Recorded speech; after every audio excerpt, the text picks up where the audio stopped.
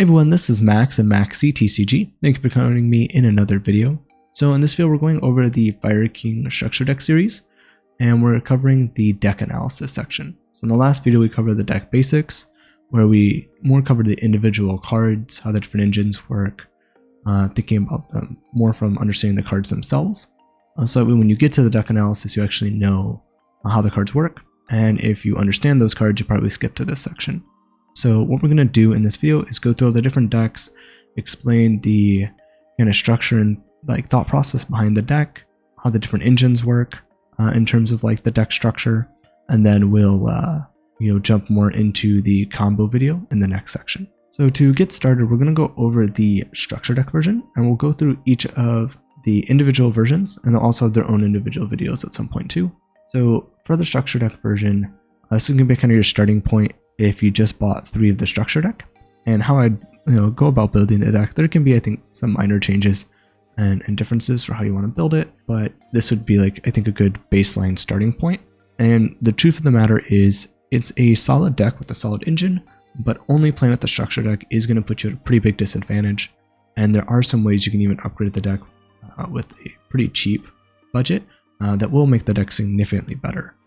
So what I'll do is we'll go over the structure deck version, and I will show a slightly upgraded version if you want to just put a little bit of extra money into it without switching to incorporating other engines to help supplement the deck as well.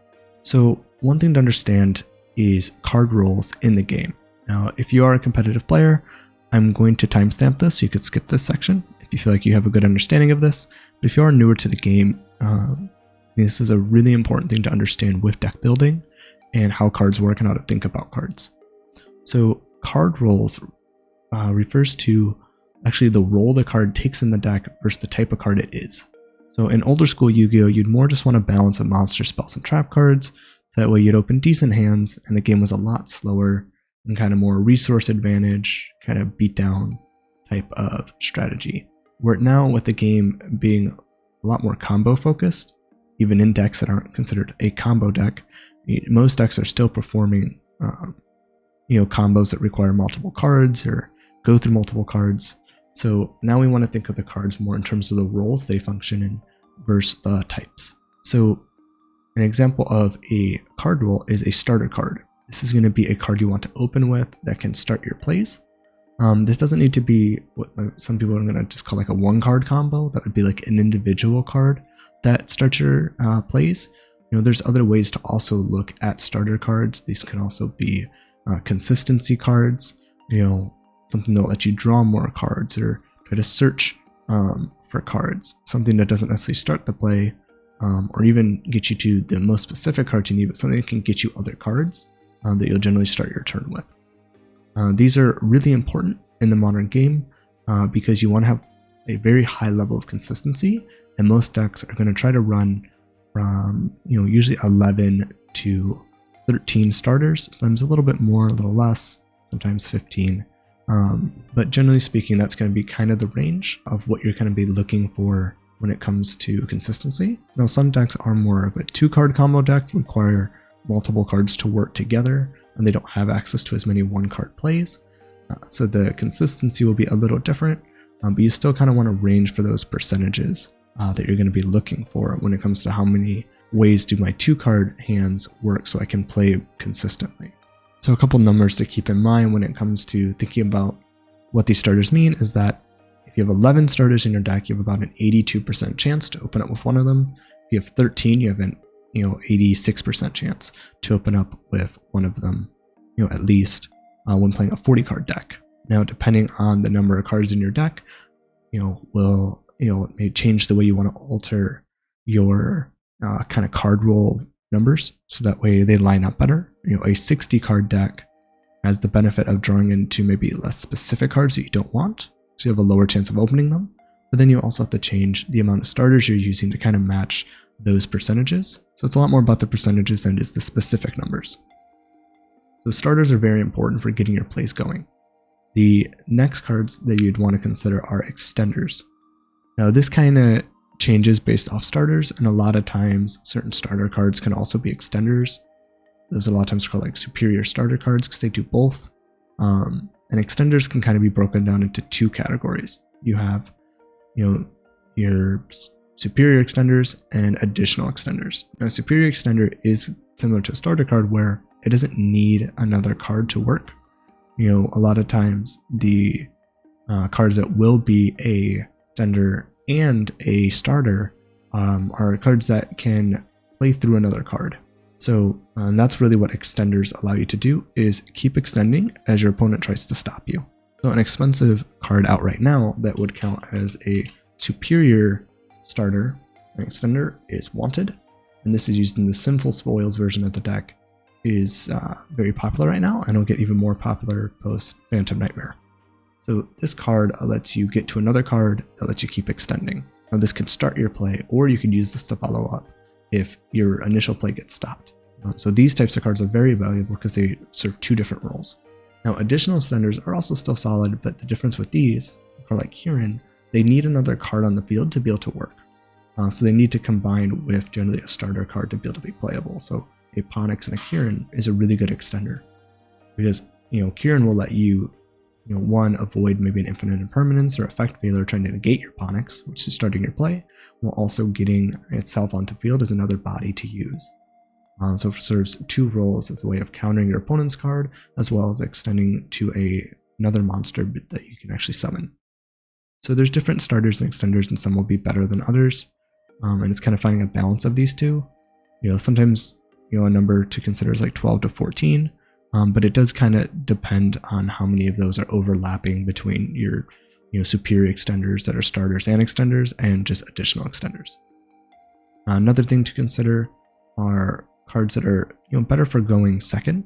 So we have here our kind of board breakers or hand trap cards. These are cards that are meant to stop your opponent, and they kind of function differently. So a hand trap is focused more on stopping your opponent from being able to get to their play that they want to be able to succeed at, and either it will completely stop their board and they really will end on nothing, and then their only defense will probably be hand traps to stop you, or it's going to be board breakers. These are cards that don't actually focus on stopping your opponent's board, but just breaking it once they make the board. And this changes, depending on the format, even throughout the format, depending on what is good. And sometimes these cycle back and forth between, we want to start with no hand traps. Now we actually are playing hand traps, and there's reasons to why to switch between what you're using. Now, some decks will favor one option over the other, and sometimes that makes that strategy a lot more viable. Decks that are able to draw into cards on your opponent's turn are generally going to probably favor hand traps, because it's something they can draw extra resources of on the opponent's turn to use. Where if you draw a board breaker on the opponent's turn, you can really only use those on your turn most of the time, especially if it's not set on the field. So those types of decks like Pearly, Plunder Patrol, a few decks that I could think of that do draw on the opponent's turn, any deck that can make Heat Soul also draws in the opponent's turn. These are decks that want to generally draw into hand traps when they are drawing, so that way they get more interruptions. A deck that's going to want to use board breakers might be a deck that doesn't have as much room for hand traps, because generally with hand traps you have to run more of them, usually 12 to 15, and some of the more kind of extreme numbers on each end is you might be able to get away with 9, depending on the deck and how high impact the cards are. And the more extreme end, when you're fitting a ton in, you could fit anywhere from 15 to 18 in decks that are very compact. You have a lot of extra room for these tech cards for hand traps. So a deck that can't fit a ton of hand traps, usually right now the minimum is probably more towards 12 than 9. I would say with 9 you probably want to stick more to board breakers. But a deck that maybe only has 3 to 9 slots might want to stick to board breakers if possible, due to the fact that with hand traps you usually have to draw multiple together, and when you have 12 hand traps in a 40 card deck, you have about a 50% chance to draw 2. It's probably more like 47 or so. And you also have to consider sometimes hand traps of the same card, like a double Ash Blossom, you can only use one of those once per turn, so that's a 2 card hand trap combo that you don't want to draw into. So board breakers are a little bit more effective in terms of the fact that, one, you can draw into it as your 6th card and it still works, so that's really useful, making it a little bit of a higher chance of getting to your board breaker. And a lot of times you don't necessarily need multiple board breakers to break through an opponent's board. where usually 1 to 2 will do it, or with hand traps you might need 2 to 3 or 4, depending on the deck. And this will then favor which decks you're picking. Some decks are really good at playing through hand traps, some decks are really good at playing through board breakers. So depending on where the format's going, you have to make a call on which way you want to go and maybe which way you have to go. So hand traps are really good at stopping decks from getting to their board, and you might want to do this due to the fact that there's an FDK deck in the format, which is a first turn kill deck, meaning that they pretty much win the game in 1 turn. And this could be through an alternate win condition, like someone trying to draw Exodia if that's extremely popular and powerful, which generally it's not. But if that was the case, you'd want to stop them, because breaking their board doesn't matter because they just win.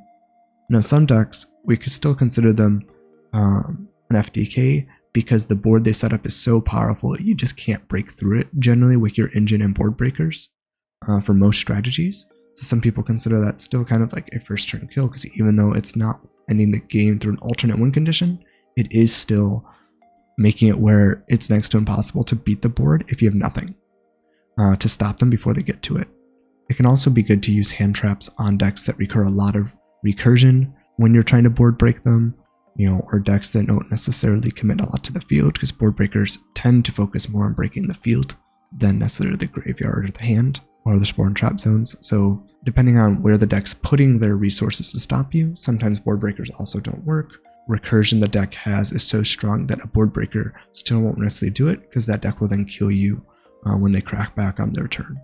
For beginner players that didn't have an understanding of card rules, now you do, and we'll kind of break through the deck and how the deck is set up. For the structure deck, you really only have 3 starters. You have Onyx, which is your main starter. Now Onyx is a good card because it's more of a superior starter. It's a starter and can be an extender. So there are plays in which you don't necessarily have to normal summon it as your first play, depending on what combination of cards you have in your hand. Next we have Fire King Sanctuary and Fire King Island. These are more extender based cards. They aren't going to start your plays off on their own, but in combination with multiple cards like Fire King Sanctuary and Runix is a way in which you can do the entire Fire King combo that Onyx does on its own with a 2-card combo. So there are ways in which you can combine cards together to do 2-card combos even if you don't necessarily have your starter. Next we have Tenki, just a good way to be able to search a few different cards in the deck. Allows you to get Arvada, Barong, or Rangbali. So it's a versatile card that lets you get a card based off your need. So if you're worried about negating effects, Arvada can be a really good card. If you're worried about wanting to get some extra searches in, maybe Barong. If you want to negate spells and traps, you can go Rangbali. So it kind of depends on your need. And one thing to consider though is that Fire Formation Tenki is not as good in formats where Droll is main decked, because especially if you're searching for a card that searches, like we'll see in the Tri-Brigade deck, if you search a card that's meant to search another card and they Droll you, that card pretty much becomes useless. So sometimes it's better in those types of formats to stick to cards to just trying to draw the card you need, versus using more and more search cards, which may make your deck more consistent, but weaker to high impact cards like Droll. Next we have Kirin, again a really good extender, able to destroy a fire monster on the field, which is good for dodging cards that are maybe being negated. So again, like we mentioned earlier, if Onyx is summoned and they try to negate it for infinite permanence, you can then dodge it with Kirin to be able to destroy the Onyx, trigger its effect to come back during the next standby phase, summon the Kirin, be able to use the Onyx's effect to search. A really great card, and pretty much the 3 of in most of the Fire King decks. Garunix, another good extender, but not as strong. Generally needs to be paired with something else, but is really good since it could destroy a card from the deck, working really well with potentially destroying Kirin. If you need to special summon a monster from your hand or grave for extension, or really good with Barong for being able to search during the standby phase, which is a way to get Kirin to your hand on your opponent's turn. You're going to have interruption and ways to play. Again, Arvada really good at getting hand traps. So a pretty useful card in combination with multiple cards. You might be able to start with an Arvada and also be able to get to a Onyx. So that way you could do your Fire King combo, but then have a way to actually negate your opponent from hand trapping you to stop your opponent. Barong, just good searcher. Volley again, spell trap negate. Circle the Fire King is a cool card because it can use as a additional extender to again also dodge targeting negation with the Ponyx, but also can be used for getting a lot of damage on board. But the one thing with this card is, unfortunately, unlike Kieran, you need a fire monster already in your graveyard when dodging if you're using like Ponyx, for example. It's also good for triggering your destructions, attacking, destroying that monster, summoning a new monster. This works really well for Runics, being able to trigger and summon itself from the hand or grave. So really good card for being able to OTK and put a lot of damage on board, as well as dodging cards. Rekindling, a decent card for being able to special summon a lot of monsters. Really good additional extender, and this works with a few different cards in the deck like Arvata, Burrong, and Ring Bali. So you special summon quite a few level 4s this way. Also works with Onyx, Kieran as well. So a few ways that you can really extend with this card. Unfortunately, you need quite a bit of setup for this card to be really good. Fire King Skyburn, I think a really great card for the strategy, since it allows you to actually destroy any type of card, monster, or spell and trap. So this could be great for countering a floodgate card your opponent might have. It can be a way again of avoiding targeting cards on your plays going second. Summon Ponyx, they try to negate, you destroy the Ponyx, destroy one of their cards, get your plays to go through. So very versatile card, and it's also searchable. So potentially could play more than one in the structure version. Because it's searchable, you don't necessarily need to. And then we get to our board breakers. We have Dark Hole and Dogoran. So one thing with these board breakers is they are not great going first, but Dark Hole is at least potentially playable going first. You could try to destroy your own cards to trigger their effects to summon more monsters. I think at least it's a little bit better than Dogoran in that regard for going first. These are decent board breakers when playing, going second. So Dark Hole, great at wiping an opponent's board, and some decks are very weak to a destruction like this, but with Fire Kings being popular from a budget perspective and from a competitive perspective, as you upgrade the deck with better cards, Dark Hole is not going to be a great option because you're going to be triggering a lot of their cards. So this would definitely be one of the cards I try to swap out right away with a better card. And then we also have Dogoran the Mad Flame Kaiju, a great way of just single-handedly tributing a monster from your opponent's side of the field. So that way, if they summon a Baron, which can negate one of your cards, this can just tribute it, remove the negate, and allow you to play. Now, with the new cards coming out in Phantom Nightmare, with the Promethean Princess, that card works by destroying a fire monster on the field. So, if you were to use a kaiju, I would want to use a non-fire kaiju, because if you could remove their fire monster from the field, the Promethean Princess, won't be able to summon itself because there won't be a fire on the field. So if you are using a kaiju, I would try to use one of the ones that are not fire. Depending on what you're looking for, Gamma Seal is a really good kaiju in terms of being the lowest attack, so easiest to beat over. The Insect Kaiju also is a little bit smaller at 2400, so very cheap from the Trap Trick Structure deck, as well as the Radiant. Once you get to the 3000 Kaijus, that's where it can get a little bit harder to beat over them. The Fire King deck and Garunix being able to gain attack, you should be able to beat over most of the Kaijus, whichever you use, but I would probably stick to either using the Gamma Seal or the Kamungus, depending on what you're trying to do. Now, the Dogoran does have the synergy of working with the like Kieran or something. With the Fire King Island, it's just a monster, so that would work either way. So being a fire monster does have some synergies in the Fire King deck, but definitely post Phantom Nightmare, I would try to get like a cheaper kaiju like Kamungus if you are using kaijus, just because it will be better than giving your opponent another fire monster. And they have Torrential Tribute. The reason why I stuck for this card is because it can be good in formats where your opponent's not making a lot of negates, and it's a card that can be good going first and second. Now, it's much better going first, but if your opponent doesn't make a lot of negates, you could technically set this card, let them play into it, and then blow up their board. But again, due to a lot of these, there probably going to be a good amount of Fire King structure deck players that are playing on a budget, as well as the more competitive version that's going to be very good in February. I would try to remove this card from the deck as well, just due to how slow this card is, as well as the fact you don't generally want to be destroying your opponent's monsters. Droll Lockbird and Infinite Impermanence are your hand traps that you'll be working on for the structure deck. Now, these two come with the deck, which are great. Infinite Impermanence is one of the best hand traps in the game because it can be used first and second. So you could use this to stop your opponent's play, but if you draw it as your 6th card, you can use this to negate one of their monsters on the field to allow you to play as well. so it's a very good card. Draw Lockbird is a really good and a high impact card. Sometimes this alone can stop your opponent's deck, where generally an Infinite Impermanence is more of a low impact card. You need to pair this with usually multiple hand traps that are low impact to be able to stop your opponent. But with high impact cards, they tend to not be as reliable. Infinite Impermanence will almost always work. There are some decks that Draw Lockbird doesn't work against. So this stops decks that likes to search a lot of cards. These are generally combo decks that tend to search a lot because they need to search a lot of pieces to be able to make their board. Some of the ways to be able to play around this is if you could search during the draw phase. The decks that use quick play spells can search in the draw phase to avoid stuff, or so some decks just don't really get hurt by it, or some decks only need to search one time to be able to play.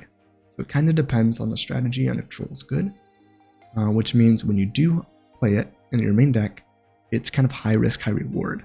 A lot of decks will more expect to draw in a sideboard for best 2 out of 3, but a main deck draw is something people might not expect as much. So sometimes the risk is that it could completely blow your opponent out. I guess that would be more the reward, and then the risk would be it's not playable and it's pretty much completely dead in your hand. So with these types of cards, you want to have a balance of, okay, if this isn't good in a matchup, what do I take out?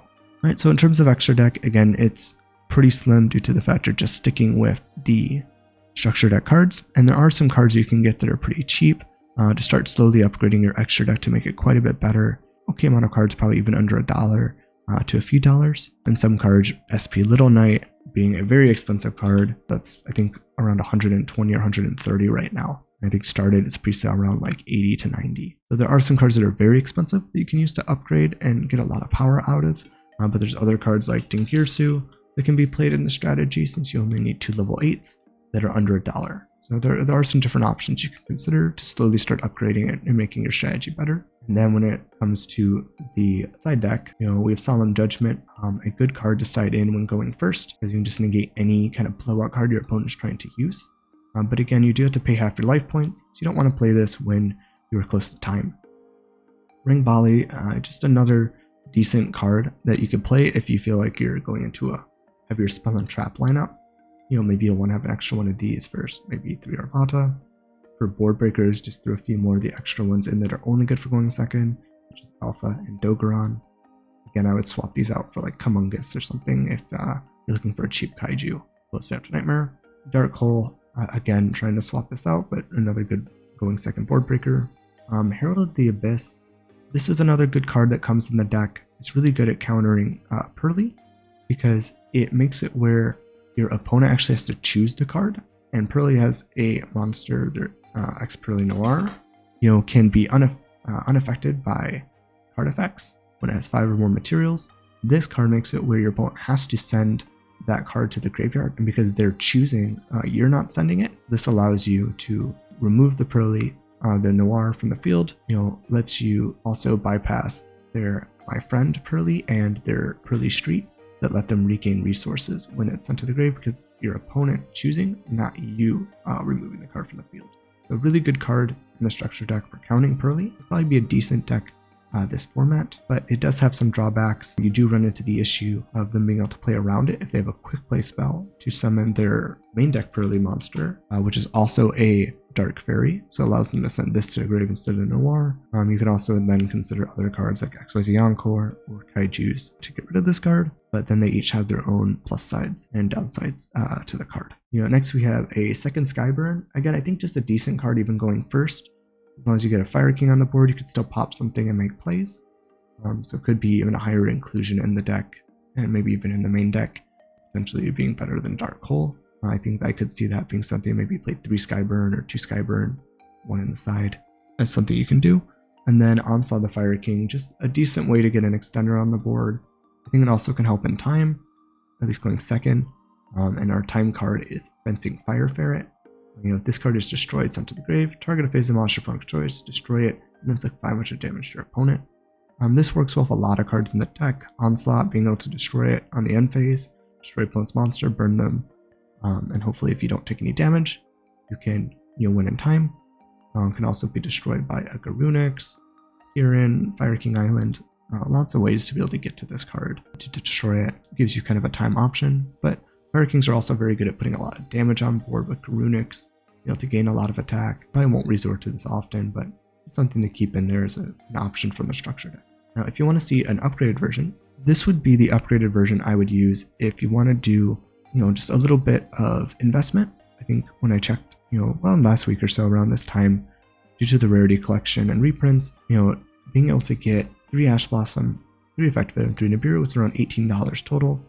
These 3 cards alone will really increase your win percentage for the deck. You have 12 hand traps you can use, and so giving you around that 50% mark for being able to play.